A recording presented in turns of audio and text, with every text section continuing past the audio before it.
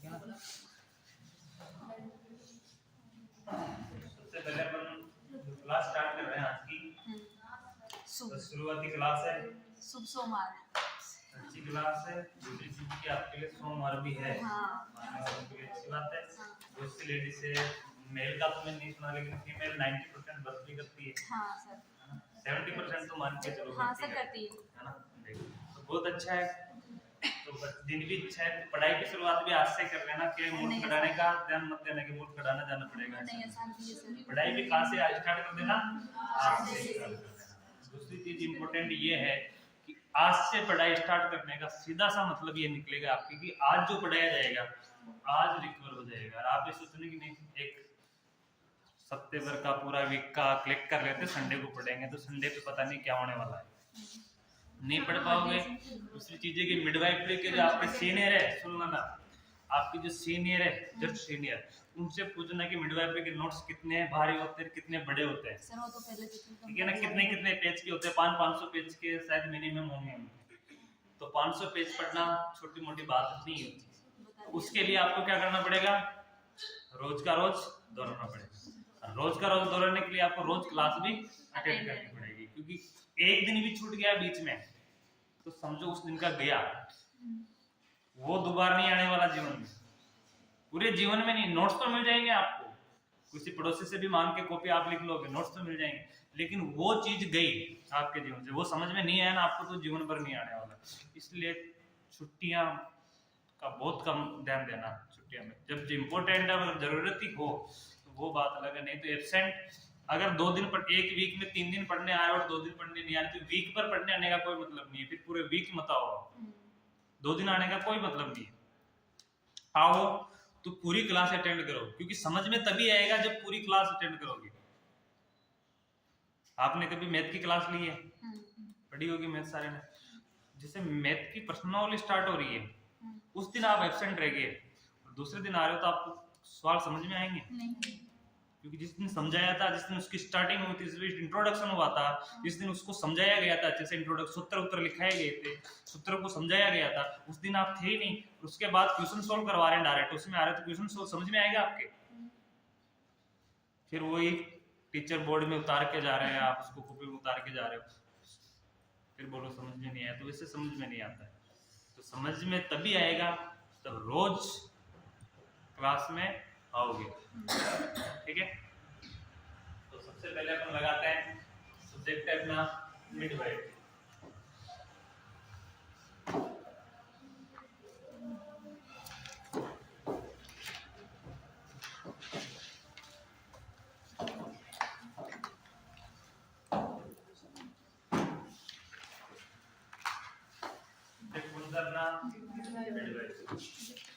Midwifery को obstetrician gynaecology बोलते हैं, इसको शॉर्ट फॉर्म में मिडवाइफरी को शॉर्ट बोलते हैं, इसको ओबीजी। इसको शॉर्ट फॉर्म में किस नाम से भी जानते हैं? ओबीजी के नाम से भी जाना जाता है। किस नाम से जाना जाता है? ओबीजी के नाम से। आपके सामने ओबीजी को बोल दी, क्योंकि नॉर्मली इसको ओबीजी बोला जाएगा। अगर कोई ओबीजी बोल देते हैं तो घबराना मत। तो किसका बात हो रही है? मिडवाइफरी की बात हो रही है। ओबीजी का नाम आती किसकी बात हो रही है? मिडवाइफरी की बात हो रही है। तो सबसे पहले मिडवाइफरी पे क्या लिखेंगे अपन?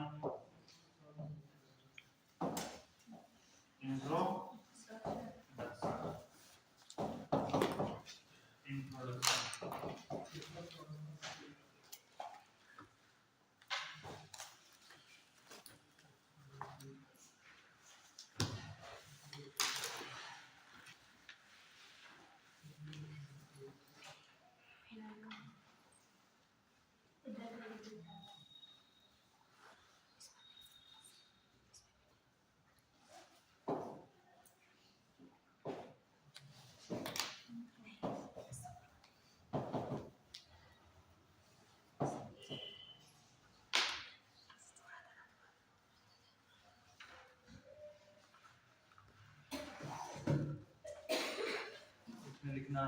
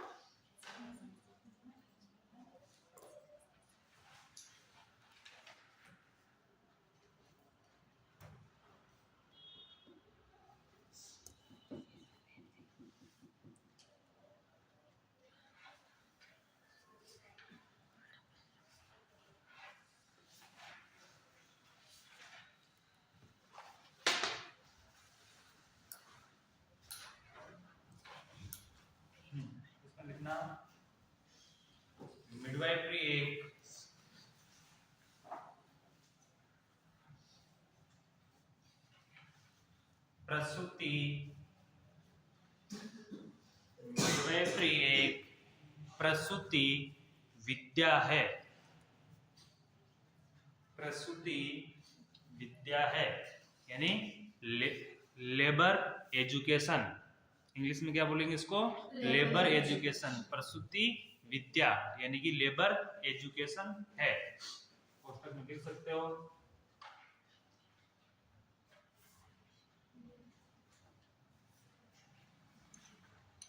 जो गर्भावस्था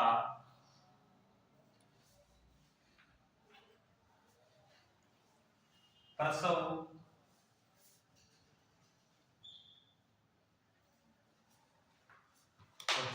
प्रसवोत्तर देखभाल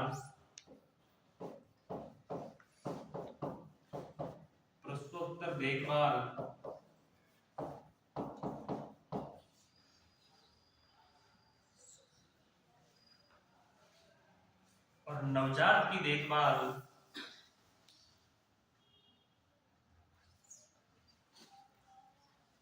पर केंद्रित है।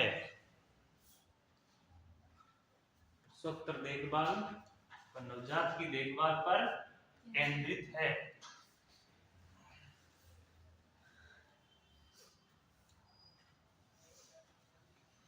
साथ ही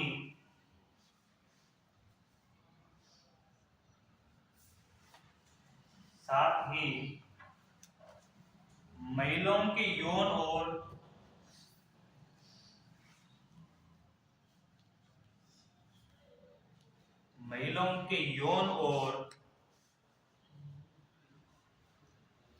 प्रजनन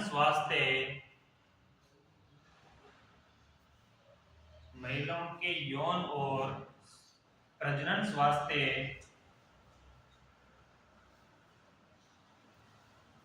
की देखभाल भी करती है।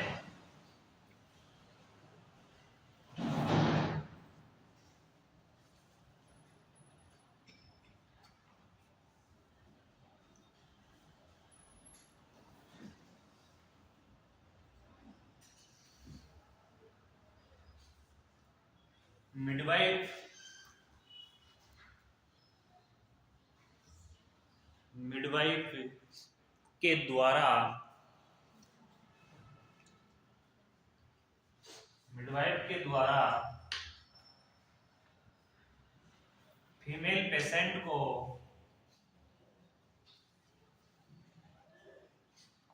के द्वारा फीमेल पेशेंट को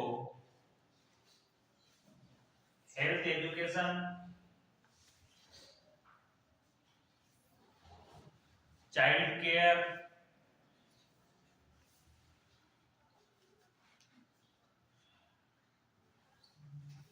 पालन पोषण,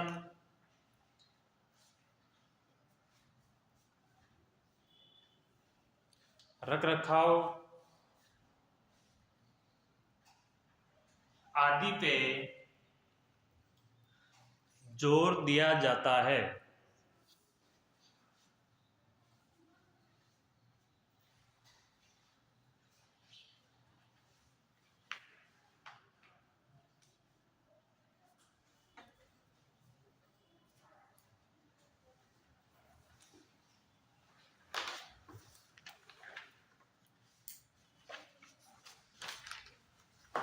मिडवाइफरी जो पढ़ रहे हैं अपन, ये किससे संबंधित है?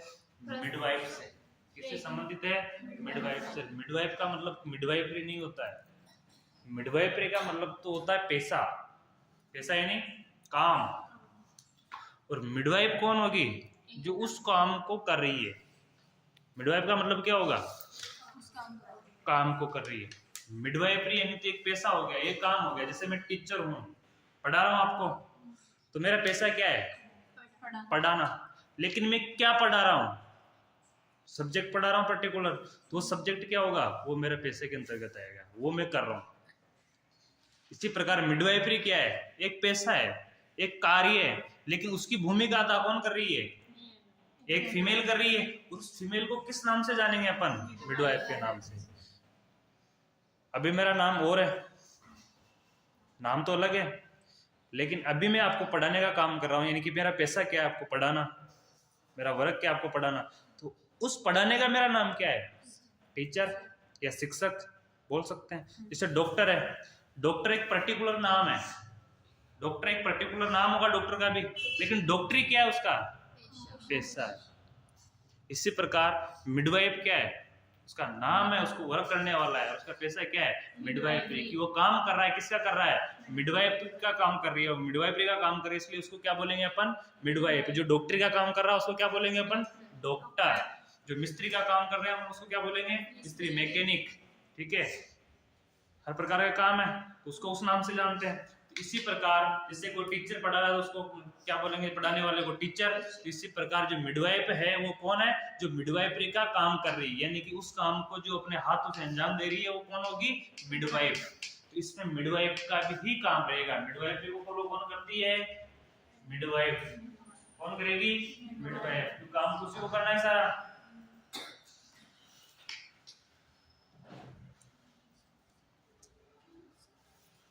तो आगे लिखना मिडवाइफ, हेडिंग लगाओ इसमें मिडवाइफ।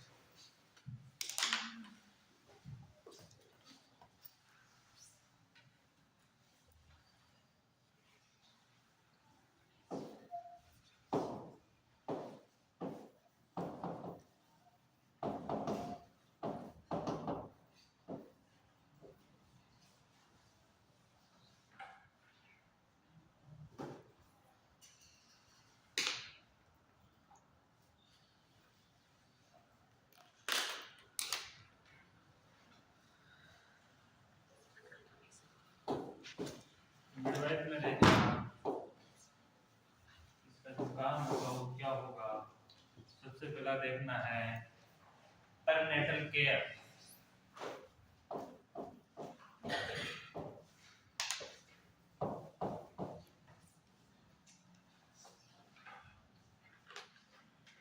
इसी को किस नाम से जानते हैं अपन? एंटीनेटल केयर के नाम से। परनेटल केयर को किस नाम से जानते हैं? प्रसव से पहले केयर देना, प्रीनेटल केयर हो गया। इसको क्या बोलेंगे अपन? एंटीनेटल केयर, यानी पहले दी जाने वाली केयर।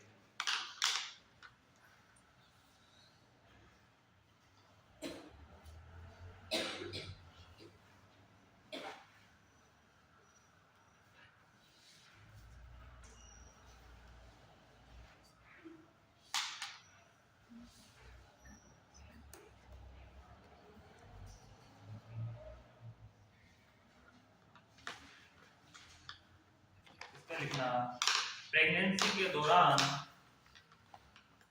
या गर्भावस्था के दौरान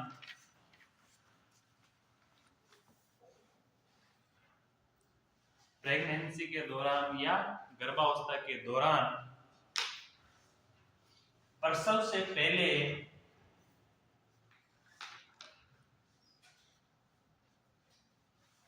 नियमित जांच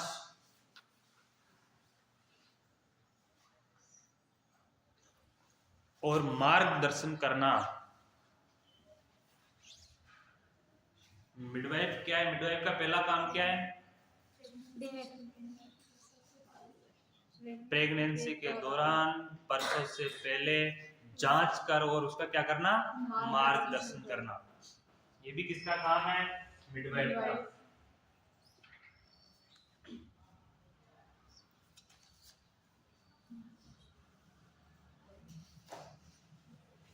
सेकंड लगा लिखना है इसमें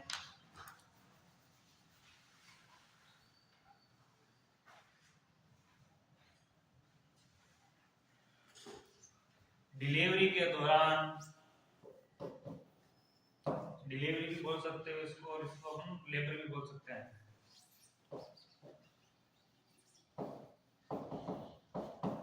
डिलीवरी के दौरान सहायता करना,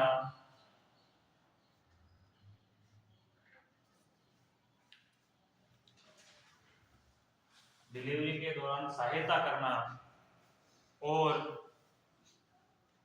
बच्चे के जन्म में मदद करना।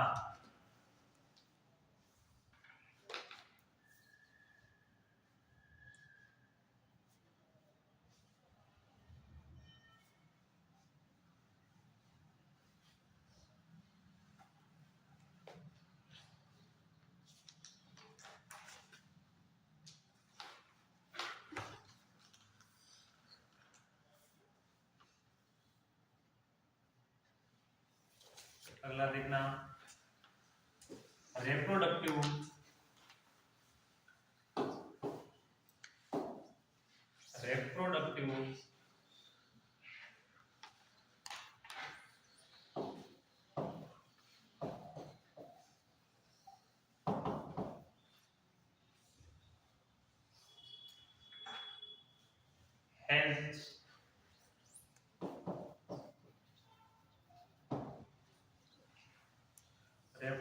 हेल्थ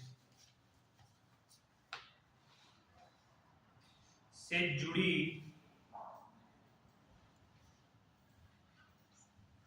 सेवाओं के बारे में बताना।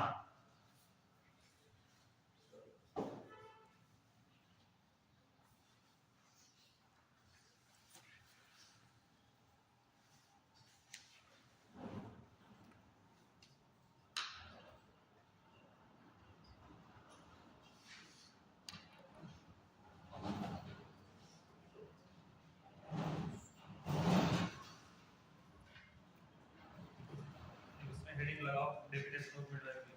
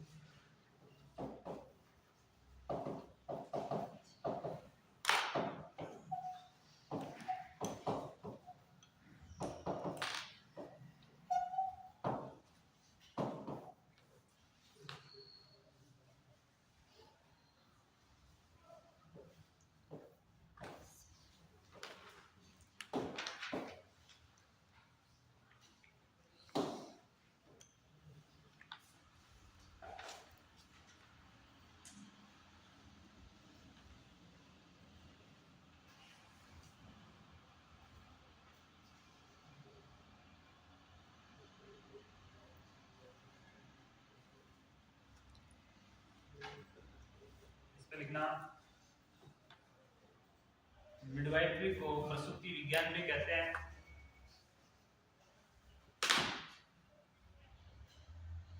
मिडवाइफरी को प्रसूति विज्ञान भी कहते हैं।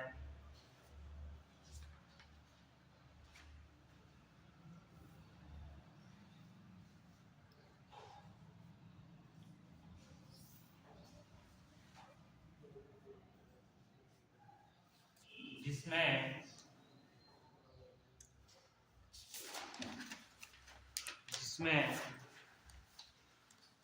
एंटीनेटल केयर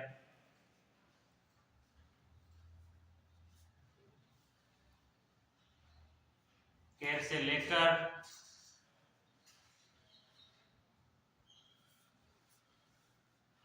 पोस्टनेटल केयर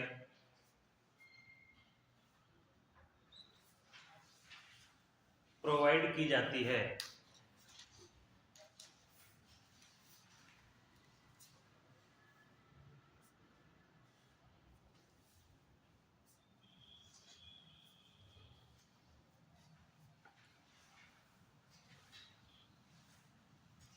ठीक है, इसके नीचे एरो लगा के एक और लिखो, मिडवाइफरी एक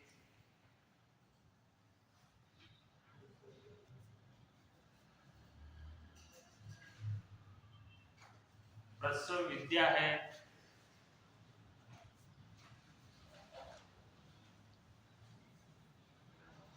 जिसमें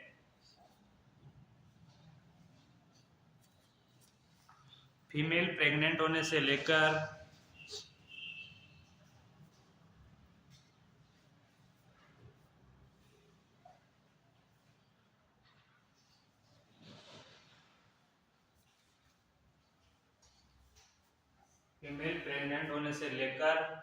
डिलीवरी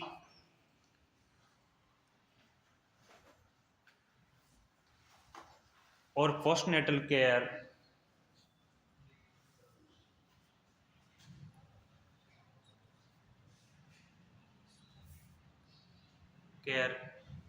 तक देखभाल की जाती है।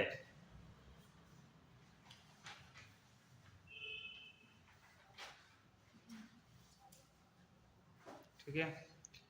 इजी लैंग्वेज पे लिखा है, बोको की लैंग्वेज कोई दूसरी लैंग्वेज अलग हो सकती है, मैंने मेरे खुद की लैंग्वेज पे लिखा है, बहुत इजी लिखा है। अब तो डेफिनेशन याद हो जानी चाहिए, ठीक है। अब भी याद नहीं होती फिर उसका अलग रहेगा, ठीक है। नॉर्मल जो लैंग्वेज में अपन पढ़ेंगे, खुद की लैंग्वेज में पढ़ेंगे तभी याद होती है। बुक की लैंग्वेज आप उठा के देखोगे, बुक की लैंग्वेज डिफरेंट है, उसको अपन आसान करने की कोशिश करेंगे, और हो सकता है तो अपन खुद की लैंग्वेज बनाने की कोशिश करेंगे। और आपको जो मैं पढ़ाऊंगा वो मेरी लैंग्वेज में पढ़ाऊंगा, आपको उसके आसान आपकी खुद की लैंग्वेज लगती है तो आप खुद की लैंग्वेज में भी आप बना सकते हो, क्योंकि ये जो दी हुई ये डेफिनेशन है ये WHO की नहीं है।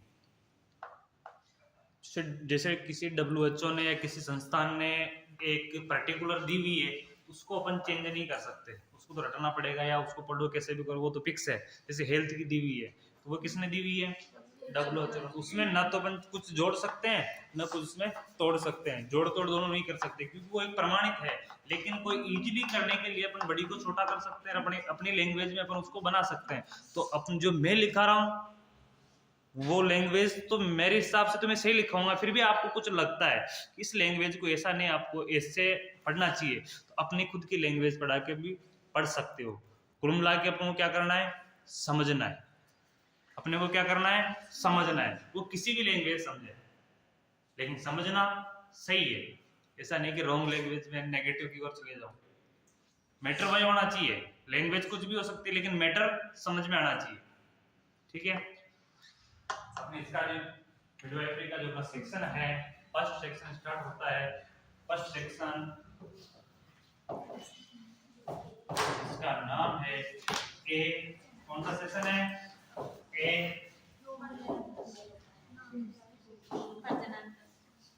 और इसका जो सबसे पहला नाम होगा वो किसके ऊपर है, सेशन के ऊपर, जिसका सेशन का नाम क्या है, रिप्रोडक्टिव सिस्टम। इसके ऊपर है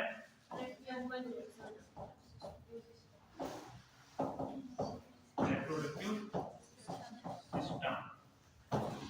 अपना सेशन नंबर ए लगा लो, नए पेज से स्टार्ट करना, नए सिरे से स्टार्ट करना, क्योंकि वो इंट्रोडक्शन मिडवाइफरी का था, सब्जेक्ट का था। ये सेशन स्टार्ट हो रहा है तो इस सेशन में चैप्टर भी स्टार्ट होगा, इसको नए पेज नए सिरे से आपको जैसा लगता है वैसे स्टार्ट करना, ठीक है। तो सेक्शन नंबर कौन सा है, ए। और ए का सबसे पहला पार्ट है वो कौन सा है, रिप्रोडक्टिव सिस्टम। अब रिप्रोडक्टिव सिस्टम नाम शब्द में आते ही इसका सीधा सीधा मतलब होता है कि जेनाइटल ऑर्गन से संबंधित है। इसको हिंदी में क्या बोलेंगे, प्रजनन तंत्र। क्या बोलेंगे इसको हिंदी में, प्रजनन तंत्र।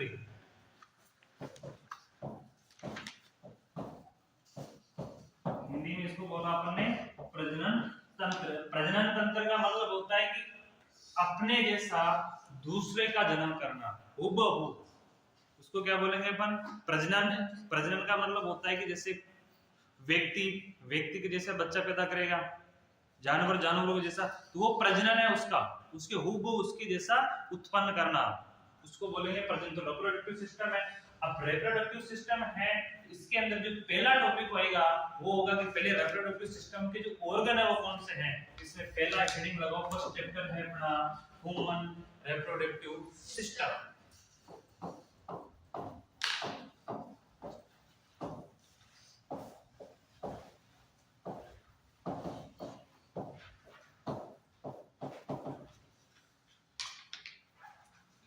अपन कौन से की बात करेंगे, मानव प्रजनन तंत्र की।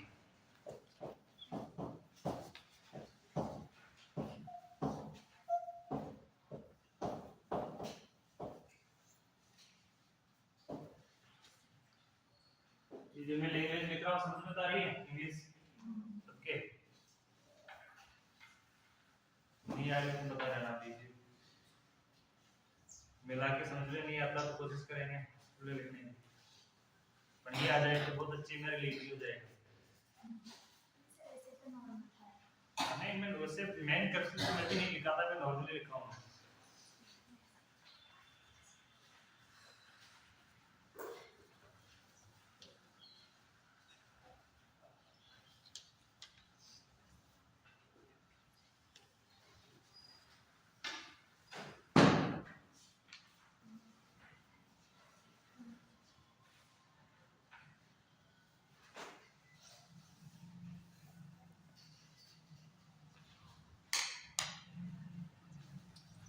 इसका जो पहला टॉपिक है वो लिखना इस चैप्टर का इंट्रोडक्शन।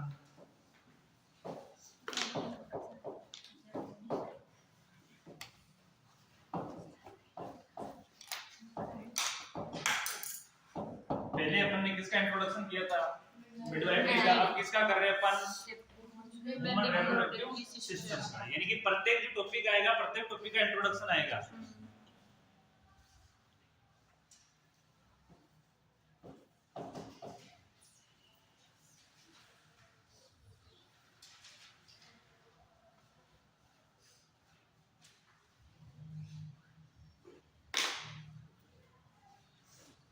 इसके अंदर लिखना सभी सजीवों में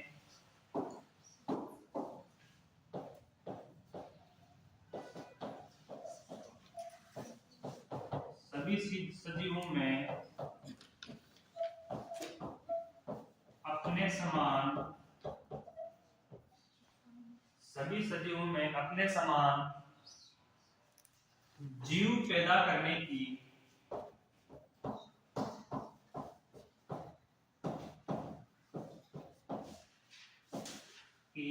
क्षमता होती है।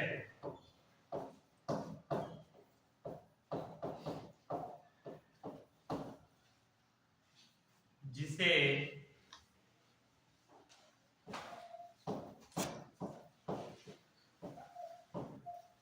जन्म या प्रजनन कहते हैं।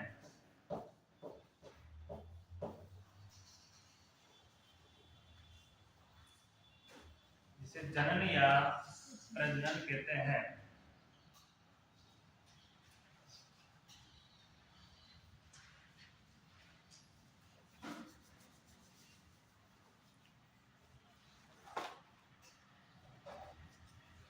सभी जीवों में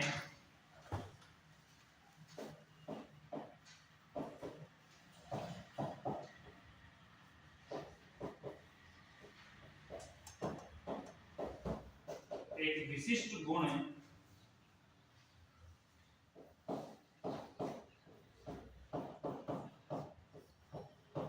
होता है जो अपना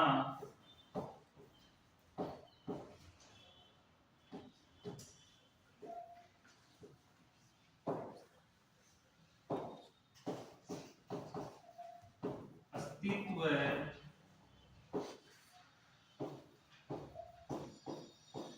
बनाए रखता है।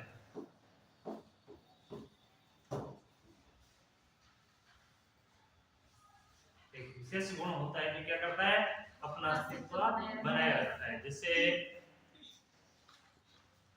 चींटी, जानते हो चींटी? सबसे बारीक है। उसको अपन एक तो होते हैं, मानव साइंस पढ़ी हो जिसने, तो एक तो जरायुज होते हैं, एक अंडज होते हैं। कितने प्रकार के होते हैं प्रजनन?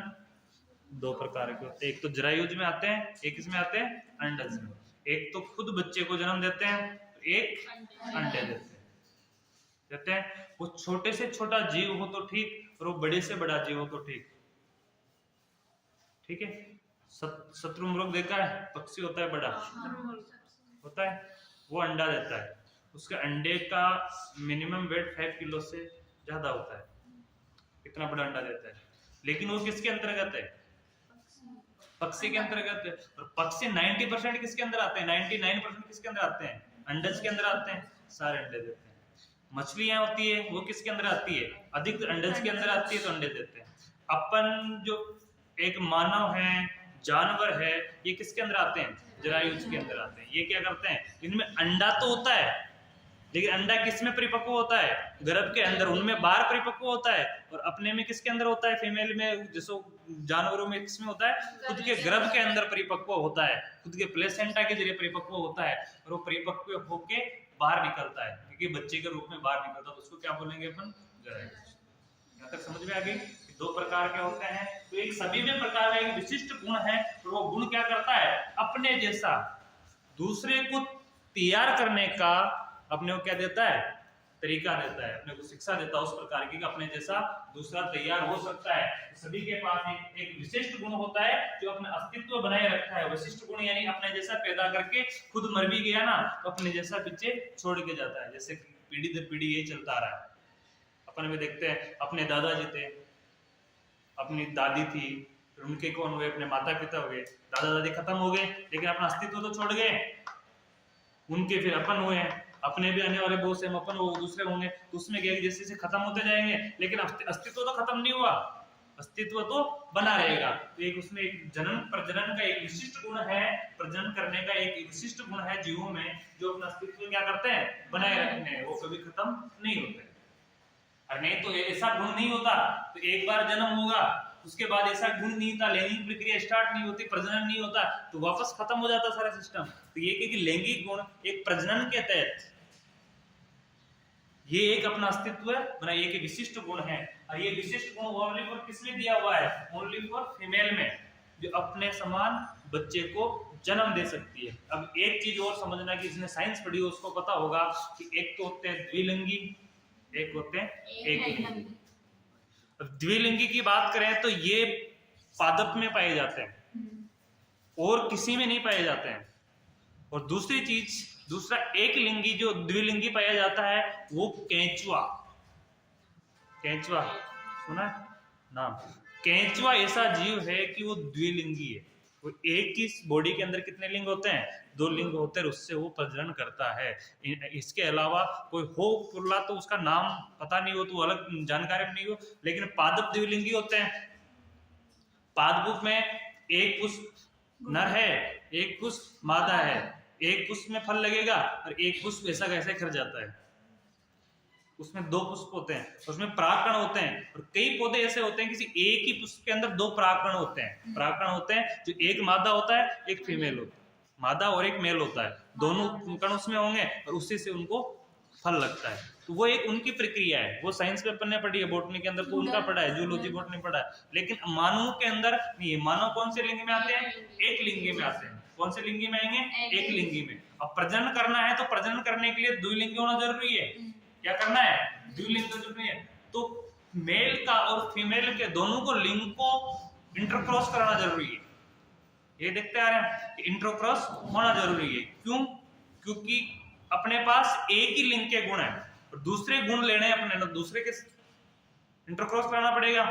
तो वो इंटरक्रॉस की जो प्रक्रिया है, तो इसमें अपन जो पढ़ेंगे फीमेल की, मेल फीमेल की, तो इसमें ये चीजें भी कितनी पढ़ेंगे अपन, 2 पढ़ेंगे। तो पहला कौन सा पढ़ेंगे, मेल रिप्रोडक्टिव सिस्टम और फीमेल रिप्रोडक्टिव सिस्टम, क्योंकि दोनों का और दोनों का इंटरक्रॉस होगा तभी क्या होगा, प्रजनन होगा। अपन किसके बारे में पढ़ रहे हैं, मानव के बारे में पढ़ रहे हैं। तो मानव ओनली एक लिंगी होता है, मानव कौन सा होता है, एक लिंग में आता है, यानी कि फीमेल है तो फीमेल के पास एक ही लिंग होगा, यानी फीमेल है तो फीमेल खुद का लिंग है।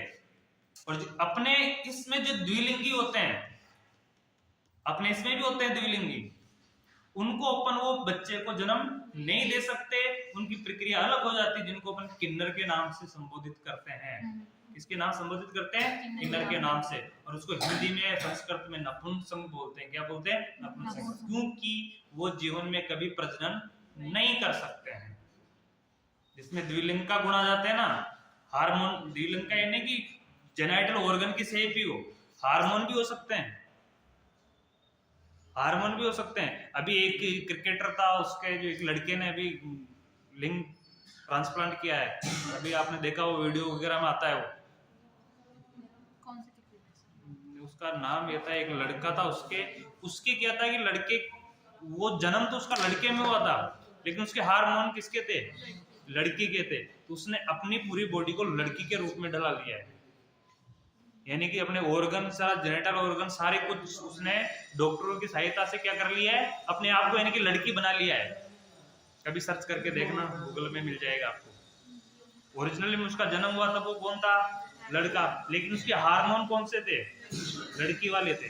तो हार्मोन अलग थे, तो हार्मोन का तो वेट ही नहीं पाया फिर उसके, तो उसने डॉक्टरों ने सलाह दी, तो उसने अपने आप को क्या बना लिया, लड़की। डॉक्टरों की सहायता से सर्जरी वगैरह होगी, वो अपनी लड़की है, ये ट्रांसप्लांट हो जाता है, ये सिस्टम है। अभी सर्च करके देखना, मिल जाएगा। अभी लेटेस्ट है तो अभी 6 महीने की बात है, पुरानी बात नहीं है।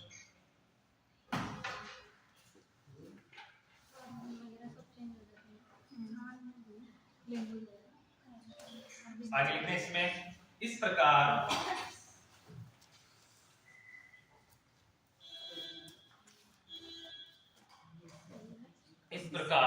मानव में भी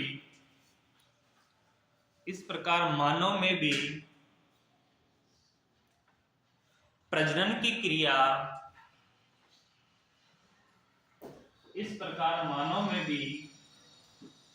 क्रिया उपस्थित होती है। इस प्रकार मानव में भी प्रजनन क्रिया उपस्थित होती है। मनुष्य में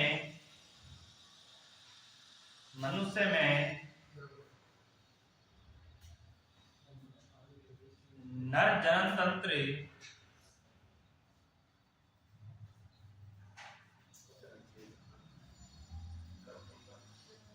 व मादा जनन तंत्र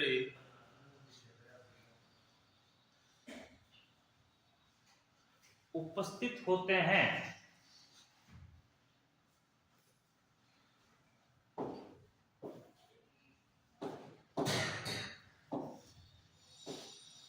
पहला है मेल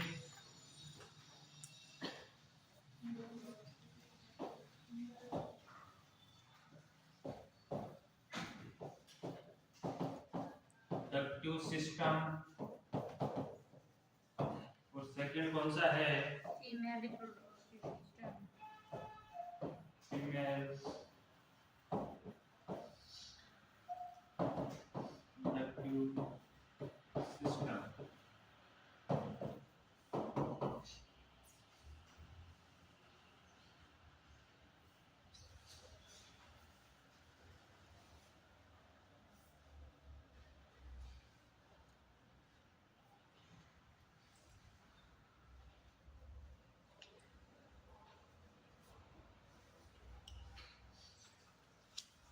अब सारी चीजें अपन जनन के बारे में पढ़ेंगे, हर चीज प्रसव के बारे में पढ़ेंगे, हर चीज वो पढ़ेंगे जिसमें बुखार तो नहीं आने वाला, डेंगू नहीं आने वाला। तो सबसे पहले उन अंगों की बात की जाएगी जो प्रजनन में सहायक अंग है। कौन से अंग है? प्रजनन में सहायक अंग है। क्योंकि सबसे पहले तो अपनी बॉडी की स्ट्रक्चर तो चेक की जाएगी कि प्रजनन हो रहा है तो उसका कारण क्या है, कैसे हो रहा है, क्या सिस्टम है, मेल में हो रहा है, फीमेल में हो रहा है तो उसका सिस्टम क्या है, कौन सी चीज क्या काम करती है, कौन सा पार्ट क्या काम करता है, उन चीजों के बारे में स्टडी करेंगे। तो सबसे पहले बात करेंगे अपन मेल रिप्रोडक्टिव सिस्टम की। तो सबसे पहले हेडिंग लगाओ मेल रिप्रोडक्टिव सिस्टम।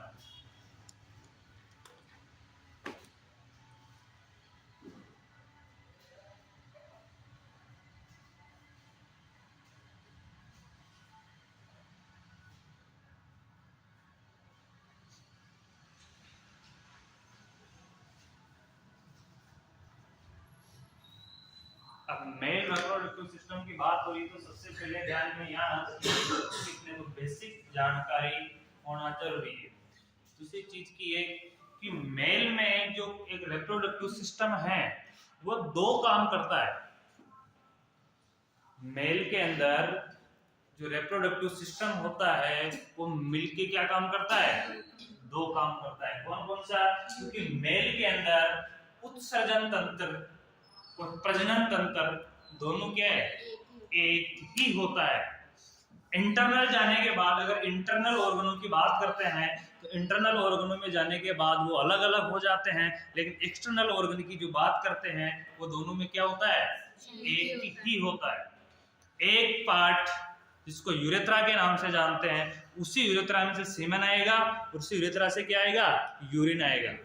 यानी कि उसमें कोई चेंजेस नहीं है। फीमेल के अंदर दोनों अलग अलग है।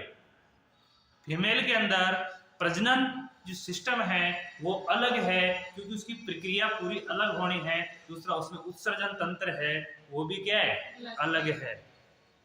उनके जो मार्ग होंगे वो भी अलग होंगे, उसकी जो शेप होगी वो भी अलग होंगे। इन सारा सिस्टम उनका क्या होगा? अलग होगा। लेकिन मेल में ऐसा नहीं है। मेल में एक ही जेनाइटल ऑर्गन से दोनों प्रक्रियाएं होती है। कौन कौन सी प्रक्रियाएं होती है? यूरिन पास आउट भी सेम होगा, सीमेन पास आउट भी उसी में से होगा, क्योंकि दोनों चीजें एक है। ठीक है, इसमें लिखना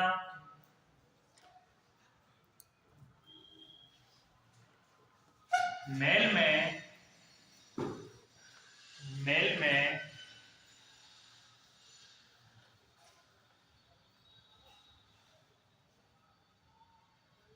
जनन एवं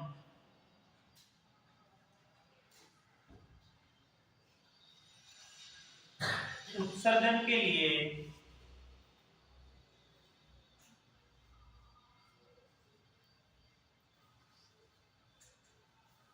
पाए जाने वाले अंगों को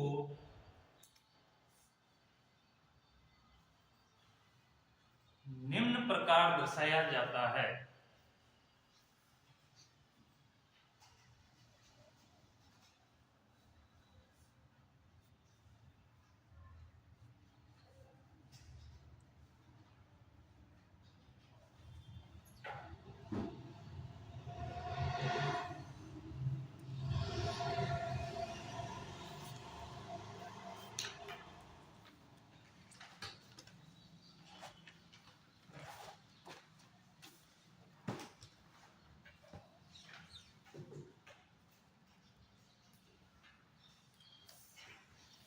इससे दर्शाया जाता है, इसमें लिखना आगे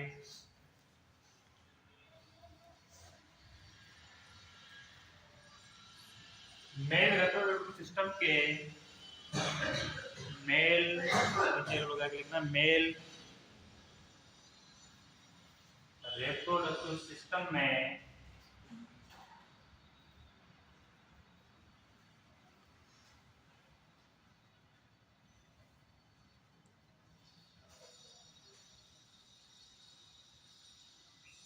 निम्न अंग होते हैं।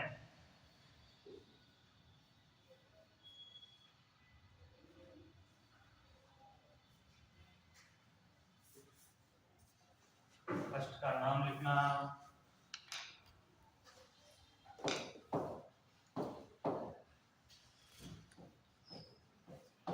स्क्रटम,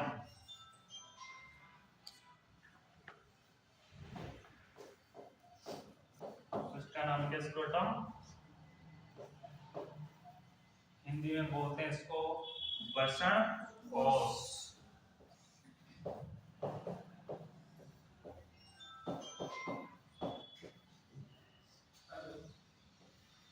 सेकेंड आएंगे टेस्टिज,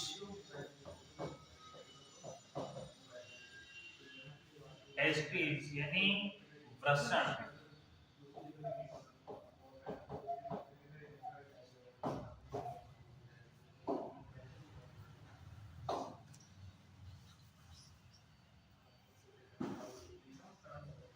थर्ड है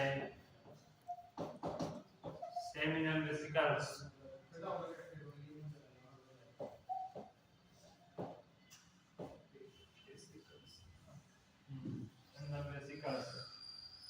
वेसिकल भी बोल सकते हो, सेमिनल वेसिकल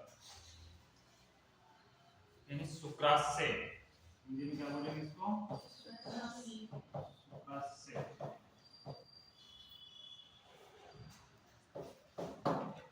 फोर्थ पॉइंट है वो था पेनिस,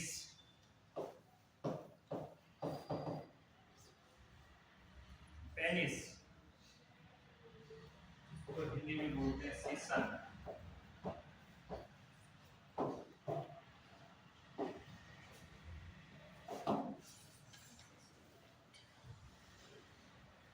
और जो पांचवा है वो होता है एसेसरी ग्लैंड। पांचवा कौन सा होता है? Accessory gland.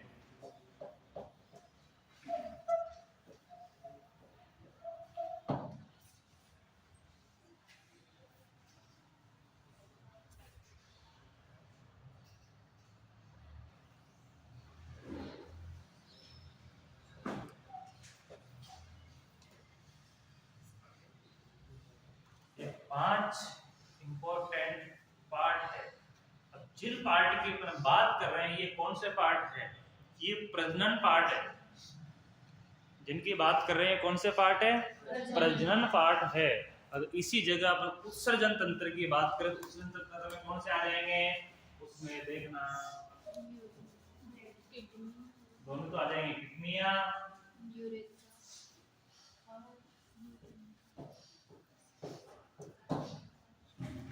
ये आ जाएगा ब्लैडर।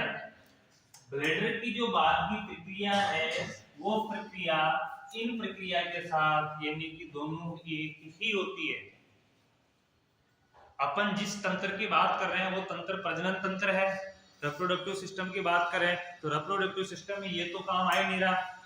कौन सा काम आ रहा है? स्क्रटम आ रहा है, टेस्टिस आ रहे हैं, वेसिकल्स आ रहे हैं, पेनिस आ रहे हैं, सेक्रेटरी ग्लैंड आ रही है, वो चीजें आ रही है। उसमें अपन ने उत्सर्जन तंत्र के बारे में पढ़ना ही नहीं है क्योंकि अपन प्रजनन पढ़ रहे हैं। लेकिन उत्सर्जन की अपने को जानकारी होनी चाहिए। उत्सर्जन जो हो रहा है यानी यूरिन बन रहा है, तो यूरिन बनने की प्रक्रिया यहाँ तक तो अलग है, लेकिन यहाँ के बाद जो pass out urine pass out करने की जो प्रक्रिया है वो जो अंग है वो अंग इस अंग से होते हुए निकलता है। यानी जो इसका जो एसेसरी अंग है, ग्लैंड है, पेनिस है, वही क्या है? रिप्रोडक्टिव भी वही करता है, उत्सर्जन भी क्या करता है? वही करता है। ओनली फीमेल में, मेल में अलग होता है, समझ में आ रही? वेन में अलग होता है। तो यहाँ इसके अंदर तो अपनी बॉडी की नसें आ रही है, वेन्स आ रही है, वेन्स आर्टरी है दोनों। वो क्या काम करती है? वो किडनियों को देती है, किडनी फिल्टर करती है, वापस अपना काम करके फिल्टर करके ब्लड को दे देती है। तो ब्लड बचा इनमें से होके यूट्रस से होके किसमें आ जाता है? ब्लैडर में आ जाता है। तो ब्लैडर जैसे पूर्ण हो जाता है, पूर्ण होने के बाद जैसे अपने को संकेत मिलते हैं कि ब्लैडर पूर्ण हो चुका है, वो संकेत मिलने के बाद क्या होता है? अपन उसको पास आउट कर देते हैं। पास आउट करने के लिए भी यानी यहाँ के बाद युद्ध की बात की, यहाँ से जो प्रक्रिया स्टार्ट होगी वो दोनों समान होगी। वो कैसे होगी ये देखना एक बार।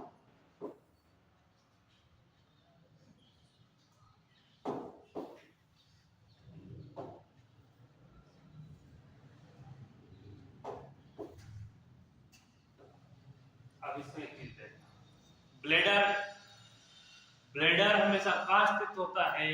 प्यूबिस बोन के नीचे। कौन सी बोन के नीचे स्थित होता है? प्यूबिस बोन के नीचे। प्यूबिस बोन कहाँ होती है? अपनी पेट के जस्ट नीचे, यानी कि एब्डोमिनल कैविटी के नीचे प्यूबिक बोन होती है। प्यूबिक बोन के नीचे कौन स्थित होता है? ब्लैडर स्थित होता है। फीमेल में भी वही होता है, मेल में भी वही होता है, ठीक है? दोनों चीजें अलग है। अब फीमेल में देखा जाए तो फीमेल में यूटेराइन कैविटी होती है, वो किसके नीचे होती है? ब्लैडर के नीचे, क्योंकि ऊपर कौन है? ब्लैडर, तो उसके नीचे कौन सी स्थिति है? यूटेरस। इसका प्रक्रिया है मैं बताऊंगा उसका, फिर आगे अपन जो चित्र पढ़ेंगे पूरे उसमें देखेंगे कैसे है। मेल में नीचे क्या होता है? Scrotum cavity.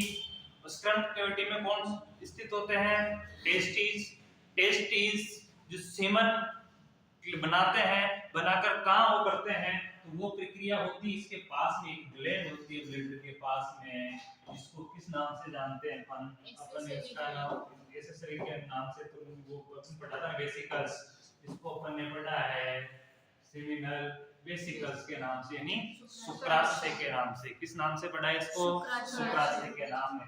यानी कि जैसे ब्लैडर है, ब्लैडर के नीचे क्या स्थित है? शुक्राशय।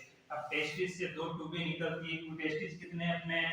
दो, तो दो ट्यूबें निकलेगी। दोनों ट्यूबें कहाँ आके मिलेगी? यहाँ आके। यहाँ से जो सीमन है इसको किसमें स्टोर होगा? इसके अंदर स्टोर हो गया। यहाँ से स्टोर होने के बाद यहाँ से ये ट्यूब बढ़ती जाती है, तो यहाँ पे आती है एसेसरी ग्लैंड। कौन सी ग्लैंड आती है? Accessory gland. एसेसरी ग्लैंड का काम है, एसेसरी ग्लैंड का सबसे इंपॉर्टेंट काम होता है, ये तो पूरा चित्र में बता दूंगा, फिर अभी भी टाइम आता है बता देंगे चित्र बना के, अभी तुम्हें समझा रहा हूं ओनली। इस एसेसरी ग्लैंड का काम होता है कि जो यूरिन निकला, तो यूरिन कौन सा था? क्षारीय प्रवृत्ति का था। कौन सा था? क्योंकि यूरिन के अंदर लवणीयता ज्यादा होती है, तो उसकी प्रवृत्ति कौन सी थी? क्षारीय। अब सीमन को अगर जीवित रहना है, अगर उसको जीवित रहना है, शुक्राणु को जीवित रहना है, शुक्राणु को जीवित पहुंचना है, तो उसके लिए कौन सी स्थिति चाहिए? उदासीन स्थिति। कौन सी चाहिए? न तो उसको मार्ग में अमलता चाहिए, अमलता भी उसको नष्ट करेगी, और ना क्या चाहिए उसको? सार चाहिए। न तो सार चाहिए, न अमलता चाहिए। तो ये जो एसेसरी जो ग्लैंड होती है, ये क्या काम करती है? ये सेमन पास आउट होने से पहले एक चिपचिपा लिक्विड छोड़ती है। उस मार्ग में क्या छोड़ती है? चिपचिपा लिक्विड छोड़ती है। और वो चिपचिपा लिक्विड क्या करता है? उस मार्ग को उदासीन करता हुआ आता है। जिसे उदासीन करता हुआ उसके बाद शुक्राणु किसके साथ आएंगे? सीमेन के साथ मिलकर शुक्राणु बाहर निकलेंगे, तो उदासीन मार्ग से निकलेंगे। दूसरा चिपचिपा मार्ग ऑयली हो जाएगा, तो कहीं रुकेंगे नहीं, दूसरी चीजें कहीं टकराव नहीं होगा। तो तीसरी चीज क्या है कि वो उदासीन मार्ग से निकलेंगे, तो न तो अम्लता का फर्क पड़ेगा न सारता का। तो एसेसरी ग्लैंड क्या काम करती है? ओनली उसको चिपचिपा देना और उस मार्ग को क्या करना? उदासीन करना, नहीं साफ करना, मार्ग को साफ करना। क्योंकि जो जिस मार्ग से यूरिन हो रहा है, तो यूरिन पास आउट कर रहे हैं, तो यूरिन तो सारी होता है, पेज सारी है ना यूरिन का, तो वो तो यूरिन से मार्ग होगा, तो यूरिन का मार्ग हो रखा है, और वहां से में निकलेगा तो सार्क से तो वो नष्ट हो जाएगा। शुक्राणु तो वो तो कोशिकाएं तो होती है शुक्राणु, तो वो नष्ट हो जाएंगे, और अम्लता ज्यादा रही तभी नष्ट हो जाएंगे। तो वो कौन सा पदार्थ निकालेगा? फ्लूइड निकलेगा। एक इस प्रकार का फ्लूइड निकलता है, जो फ्लूइड का काम क्या होता है? इस मार्ग को उदासीन करना। उसमें से सीमेन के साथ मिलकर कौन निकलेंगे? शुक्राणु। शुक्राणु वेजाइना रूट से होते हुए कहां जाके पहुंचेंगे? यूटेरस में। और यूटेरस कैविटी में जाने के बाद, यूटेरन कैविटी में पहुंचने के बाद वो गति करेंगे, गति करने के बाद वो कौन से एरिया पे जाएंगे? वो जाएंगे फ्लोपियन ट्यूब के अंदर। कौन से अंदर जाएंगे? फ्लोपियन ट्यूब के अंदर। और फ्लोपियन ट्यूब के अंदर जाने के बाद एक फंडस, एक तो होता है ऊपर फंडस एरिया, एक होता है इथिलम एरिया। उसमें एक एरिया होगा जिसके बारे में हम डिटेल से पढ़ाएंगे आगे। उस एरिया में जाके वो क्या करता है? फर्टिलाइजेशन करता है। क्या करता है? फर्टिलाइजेशन करता है। तो फर्टिलाइजेशन करेगा, तो फर्टिलाइजेशन करने के बाद कुछ घंटों तक वो वहीं गमन करता है। उसके बाद उसको क्या कर दी जाती है? फ्लोपियन ट्यूब आगे धकेल दी जाती है। जब वो आगे धकेलती जाएगी तो वो कहां पे आकर रुक जाएगा? यूटेरस में आ जाएगा। और यूटेरस में जो फंक्शनल एंडोमेट्रियम, जो फंक्शनल लेयर है अपनी, एंडोमेट्रियम जो इंटरनल लेयर होती है वो होती है फंक्शनल लेयर। वो क्या करती है? डेसिडुआ का रूप ले लेती है। डेसिडुआ का मतलब वो फूल जाती है, फूल के उसका नाम चेंज क्या हो जाता है फिर? डेसिडुआ। उसको फंक्शनल लेयर को क्या बोलेंगे अपन? डेसिडुआ के नाम से। तो वो क्या करती है? उस अंडे को पकड़ती है, उस सेल्स को पकड़ती है। पकड़ने के बाद वो क्या करती है? वहां पे प्लेसेंटा का प्रत्यारोपण करवाती है। क्या बनाती है? प्लेसेंटा। जैसे प्लेसेंटा का प्रत्यारोपण हो गया, उसके बाद वो बच्चे की बढ़ने की प्रक्रिया स्टार्ट हो जाती है। सबसे पहले हार्ट बनता है, हार्ट बनने के धीरे धीरे धीरे सारे ऑर्गन बनते जाते हैं। तो सबसे पहले और बच्चे का और माता का हार्ट भी अलग रहेगा, ब्लड ग्रुप भी अलग रहेगा, डीएच भी लगेगा, पीएच भी अलग रहेगा, सारी चीजें अलग रहेगी। ऐसा नहीं कि माता के गर्भ में तो ब्लड माता का आता होगा, माता का ब्लड कहां तक आएगा? ओनली प्लेसेंटा तक। प्लेसेंटा उसमें से जो अपना पोषण है वो लेगी और किसको देगी?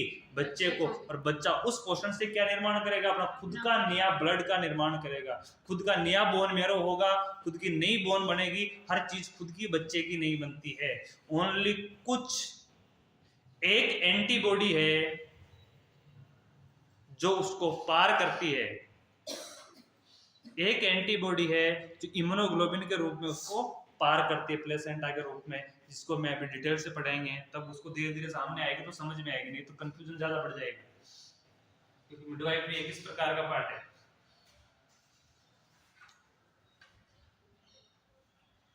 अपन इसके कितने पार्ट पढ़े?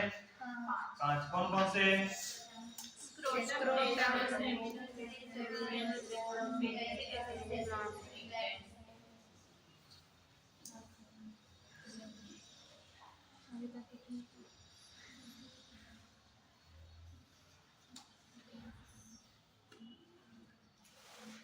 अब बात आती है स्क्रैटम कैविटी की। स्क्रैटम कैविटी एक थैलीनुमा स्ट्रक्चर है। स्क्रैटम कैविटी क्या है? एक थैलीनुमा स्ट्रक्चर है। स्क्रैटम कैविटी का जो मेन कार्य है वो क्या है? स्क्रैटम कैविटी का मेन कार्य ये है कि वो जो अब टेस्टिज होते हैं, मेल के टेस्टिज होते हैं, उसको बॉडी से बाहर स्थापित करना। स्क्रैटम कैविटी का मेन काम क्या है? टेस्टिज को बॉडी से बाहर स्थापित करना। क्यों करना? टेस्टिज बॉडी के अंदर भी तो रह सकते हैं ना, जैसे बच्चे का जन्म होता है, जन्म के समय टेस्टिस कहाँ होते हैं? एब्डोमिनल कैविटी में। जन्म के समय टेस्टिस कहाँ होते हैं? एब्डोमिनल कैविटी में। वो फिर धीरे धीरे जैसे जैसे बाहर की प्रक्रिया स्टार्ट होती है धीरे धीरे कहाँ उतरते हैं? स्क्रैटम कैविटी में। तो वो ये कारण क्या है, वो अंदर क्यों नहीं रह सकते? जहां पहले स्थित थे एब्डोमिनल कैविटी में थे, स्क्रैटम वहां भी तो, टेस्टिस वहां भी तो रह सकते हैं, वो स्क्रैटम कैविटी में क्यों आते हैं? उसका सबसे बड़ा रीजन ये है कि अपनी बॉडी का टेम्परेचर, देह टेम्परेचर कितना होता है? 37 डिग्री सेल्सियस। और शुक्राणु के निर्माण के लिए उसको कितने टेम्परेचर की आवश्यकता होती है? 35 प्लस की, यानी 37 डिग्री उसके लिए क्या है? ज्यादा है। 37 डिग्री सेल्सियस में वो नष्ट हो जाते हैं। इसके लिए बाह्य इन्वायरमेंटल में स्थापित करने के लिए, उनको बॉडी से, देह से बाहर निकालने के लिए उनको कौन सी कैविटी में भेज दिया जाता है? स्क्रैटम कैविटी में। जो टेस्टिज को संभाल के रखने का जो काम कर, टेस्टिज की संख्या कितनी होती है? 2। टेस्टिज को संभाल के रखने वाली जो कैविटी है, जो स्किन का एक झिल्ली नुमा स्ट्रक्चर है, उसी को क्या बोलेंगे अपन? स्क्रैटम। उसको क्या बोलेंगे अपन? स्क्रैटम। मैं नॉर्मल लैंग्वेज में फिर समझना, चित्र तो अपन कल समझेंगे, चित्र अपन इस प्रकार के चित्र समझेंगे जो समझने में आसानी से आएंगे। एक चीज और देखना कि स्क्रैटम कैविटी से टेस्टिस स्थापित हो गए। अब टेस्टिस क्या करेंगे? किसका निर्माण करेंगे? स्पर्म का निर्माण करेंगे, और जिसको हिंदी में क्या बोलेंगे? शुक्राणु। अब स्पर्म का निर्माण करेंगे तो स्पर्म को वो तो सिर्फ निर्माण कर रहा है, जैसे किडनी किसका निर्माण कर रही है? यूरिन का। लेकिन वो स्टोर थोड़ी ना कर रही है अपने पास, वो स्टोर कहाँ कर रही है? ब्लैडर में। इसी प्रकार टेस्टिज होंगे तो टेस्टिज क्या काम करेंगे? स्पर्म बनाने का काम करेंगे। किसका काम करेंगे? स्पर्म बनाने का काम करेंगे। और वहां से स्पर्म निकलेंगे और वो जहां आके स्टोर होंगे तो उस जगह को क्या बोलेंगे अपन? Seminal vesicles. उसी को क्या बोलेंगे अपन? शुक्राशय। यानी कि शुक्राणु बनकर वहां से निकल के कहाँ आ गए हैं? सेमिनल वेसिकल्स में। वहां आके वो रुकेंगे और वहां सेमिनल वेसिकल्स है, एक फ्लूइड का निर्माण करेगा जो अपन पढ़ेंगे आगे। वो फ्लूइड देगा उनको, जिनको बोलते हैं अपन सीरम। सीरम के जैसा, सीमन भी बोलते हैं जिसको, ठीक है? सीरम का फ्लूइड होता है जिसको अपन सीमन के नाम से भी जानते हैं। वो क्या करेगा कि इनको अपने अंदर, लाखों की संख्या में जो स्पर्म होंगे उनको अपने अंदर मर्त नहीं होने देगा, और उसके अंदर क्या रखेगा? उसके अंदर संभाल के रखेगा। तो उसको क्या बोलेंगे अपन? सीमन। उस चीज को, दूसरी चीज की यहां स्टोर हो गए। जैसे लैंगिक प्रक्रिया स्टार्ट होती है, लैंगिक प्रक्रिया स्टार्ट होने के बाद जैसे हार्मोन अपने स्टार्ट होंगे, हार्मोन स्टार्ट होने के बाद शरीर में उत्तेजनाएं बढ़ेगी, शरीर हीट पे आता है, यानी कि अपनी बॉडी टेम्परेचर को मेंटेन करते हुए ऊपर पहुंचती है। कि उस कंडीशन में टेम्परेचर अपना नॉर्मल से हाई होता है, नॉर्मली बढ़ता है। तो उस वजह से हाई पहुंचता है। तो उस स्थिति में कौन सी ग्लैंड काम करेगी? जो एसेसरी ग्लैंड है ये काम करेगी। तो एसेसरी ग्लैंड का काम क्या होगा कि जैसे सीमन वहां से निकलेगा, तो सीमन वहां से निकलेगा, तो सीमन निकलने के लिए उसको क्या चाहिए? मार्ग चाहिए। तो मार्ग को क्या करेगी? मार्ग यूरिन से वो रखा था तो सारी था, उसको यह क्या करती है? उदासीन करेगी। तो इसके निकलने के तुरंत पहले, यानी कि सीमन निकलने से तुरंत पहले एसेसरी ग्लैंड क्या करती है? फ्लूइड का निर्माण करती है, और फ्लूइड को क्या करती है? इस मार्ग में भेजती है। इस मार्ग में भेजेगी तो मार्ग भेजने के बाद पूरा मार्ग कैसा हो जाएगा? उदासीन मार्ग हो जाएगा। तो उदासीन मार्ग होने के कुछ ही देर बाद क्या हो जाएगा? यहाँ से सीमन का स्फुटन हो जाएगा, यानी कि सीमन क्या हो जाएगा? निकल जाएगा। ये एक प्रजनन, मेल में प्रजनन तंत्र की ये सबसे मोस्ट प्रक्रिया है। इसके अलावा इसमें कुछ भी नहीं है। बुक में पढ़ोगे तो बुक में तो अपन लैंग्वेज लिखेंगे तो लैंग्वेज तो बहुत लंबी है, क्योंकि उसमें स्क्रैटम अलग पढ़ेंगे, टेस्टिज अलग पढ़ेंगे, वेसिकल्स अलग पढ़ेंगे, पेनिस अलग पढ़ेंगे, उसमें तो एसेसरी ग्लैंड अलग पढ़ेंगे। वो तो अपन थ्योरिकल पढ़ेंगे, लेकिन समझने की शॉर्ट तरीका है। समझने का शॉर्ट तरीका क्या है कि सबसे पहले क्या है? टेस्ट स्क्रैटम है, स्क्रैटम की स्थिति यही होती है, इसी प्रकार का स्क्रैटम होता है। इसके अंदर जो पाए जाएंगे वो कौन होंगे?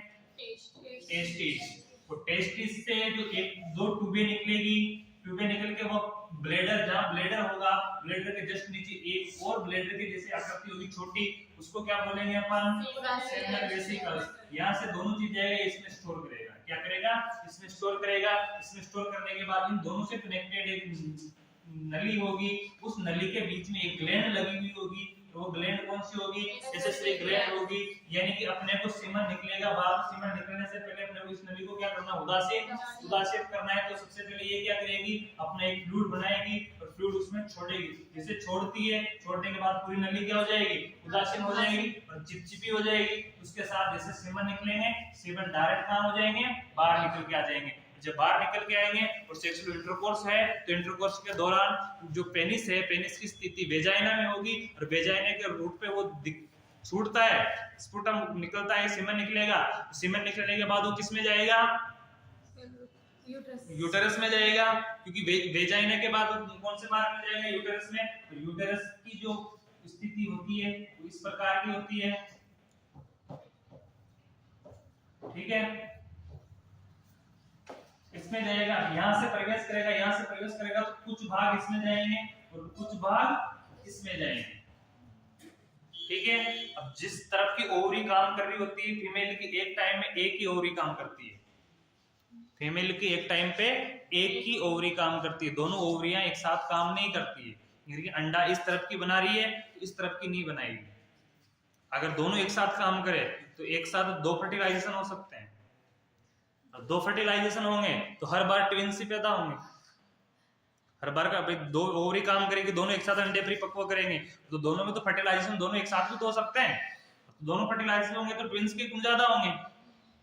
और ऐसा किसी केस में हो जाता है, तो किसी केस में हो जाता है तो वो केस ऐसे होते हैं कि जिसमें अलग एक 2 अलग अलग यूटेरम फिलामेंट ट्यूब में फर्टिलाइजेशन हुआ तो उसके प्लेसेंटा भी दोनों अलग बनेंगे, उनके प्लेसेंटा भी क्या होंगे, दोनों अलग होंगे। और दूसरी उसमें फीमेल भी हो सकती है, उसमें मेल भी हो सकता है, एक फेल एक फीमेल हो सकती है, क्योंकि दोनों का फर्टिलाइजेशन अलग हुआ है। और अलग अलग टाइम में भी हो सकता है, ऐसा नहीं कि एक ही टाइम पे हो, अलग अलग टाइम पे हो सकता है फर्टिलाइजेशन। तो उसके दौरान क्या होगा, एक फीमेल हो सकती है, एक मेल हो सकते हैं, एक का कलर अलग हो सकता है, एक का अलग हो सकता है, एक की शक्ल अलग हो सकती है, एक की शक्ल अलग हो सकती है। और जो एक ही स्पर्म से एक ही अंडाणु तक जाके फर्टिलाइजेशन हुआ है और उसके 2 टुकड़े हो जाते हैं, सेल्स जहां सेल्स बढ़ती है ना उसकी, तो सेल्स के 2 पिंड हो जाते हैं और 2 पिंड होके वो दोनों अलग अलग प्रत्यारोपित हो जाते हैं और जिनका प्लेसेंटा 90% केस में एक ही प्लेसेंटा बनता है, तो वो या तो दोनों फीमेल ही होगी या दोनों मेल ही होंगे। और वो होंगे तो उनकी लगभग 99 केस में शक्लें भी सेम होगी, उनकी आवाज भी सेम होगी और उनका कलर भी सेम होगा, क्योंकि वो एक ही स्पर्म से क्या हुए हैं, 2 सेल्स बनी है। एक स्पर्म से क्या हुआ है, 2 सेल्स बनी। तो ट्विंस भी कई प्रकार के होते हैं, अपन आगे पढ़ेंगे। तो आज के लिए काफी है, 3 हो जाते हैं, 3 हो जाते हैं, 3 नहीं 7 के केस है, 7 के केस है बच्चों के। तो ट्विंस की बात कर रहे हो, नॉर्मल ट्विंस ज्यादा होते हैं तो अपन बात करते नहीं, तो केस तो 7 के भी हैं, ऐसे होते हैं। जैसे सेल्स बनती है, जैसे स्पर्म गया अंडाणु पे, तो इसकी सेल्स बनेगी तो वो दोगुना बनेगी, जिसकी पहले 2 सेल्स 2 बनाए, फिर 4 बनाए, फिर 4 से 8 बनाए। अब 8 बन के यहाँ से 20 से टूट के अलग हो गए 4 तो ये 2 हो जाएंगे और इसके टुकड़े 3 हो गए तो ये 3 हो जाएंगे। और कई बार जुड़े टूटेंगे नहीं, ये जुड़े रहेंगे तो एक ही हो जाएगा। वो सेल्स ही तो बनती है और स्पर्म में जाएगा तो स्पर्म में भी तो सेल ही होती है, ठीक है। आज के लिए काफी है।